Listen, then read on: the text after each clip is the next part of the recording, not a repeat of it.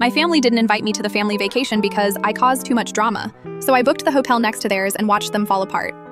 The text came from my brother. Hey, we're doing Turks and Caicos next month. Just the core family this time. You know how it is. I knew exactly how it was.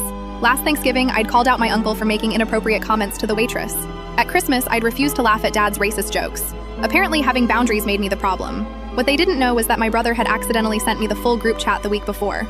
I'd seen everything.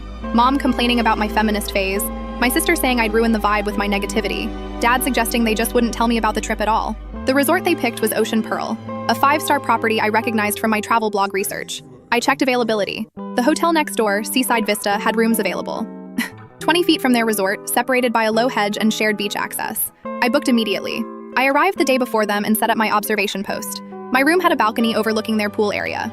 I bought binoculars. Within hours of their arrival, the cracks started showing. My sister and her husband got into a screaming match about sunscreen. She wanted SPF 50. He thought she was being controlling. It lasted 30 minutes. My brother's kids threw tantrums constantly because, as I'd predicted, mixing children under 5 with an adults-only vacation vibe was a disaster. Mom and Dad bickered about everything. The restaurant reservations, the beach chairs, whether to tip the concierge. Without me as their lightning rod, they turned on each other. By day 3, my sister wasn't speaking to Mom over some comment about her parenting. My brother got so drunk at the tiki bar that hotel security had to escort him back to his room. His wife cried on the beach for 2 hours straight. I documented everything. Photos of the arguments, videos of the chaos. I posted them on my private Instagram story with commentary, which my friends found hilarious. The best part was dinner on night 4. They'd made reservations at the resort's fancy Italian restaurant, the whole reason they picked this place. But my brother's kids lost it, shrieking through appetizers until management asked them to leave. I watched from my resort's restaurant across the hedge as they trudged back to their rooms, defeated and hungry. On day 5, I was lounging by my pool when I saw Dad storm past, heading toward the beach. Mom followed, yelling. I couldn't hear the words, but I didn't need to. 30 years of marriage, and the moment I wasn't there to absorb their tension, they turned on each other like sharks.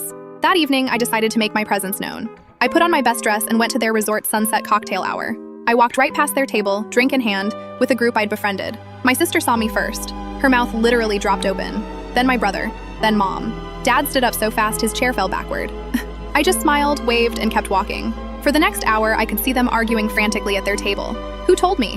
Why was I here? What was I doing? The paranoia was delicious. That night, someone knocked on my door at 11 p.m. It was my sister, mascara smeared, still in her dinner clothes.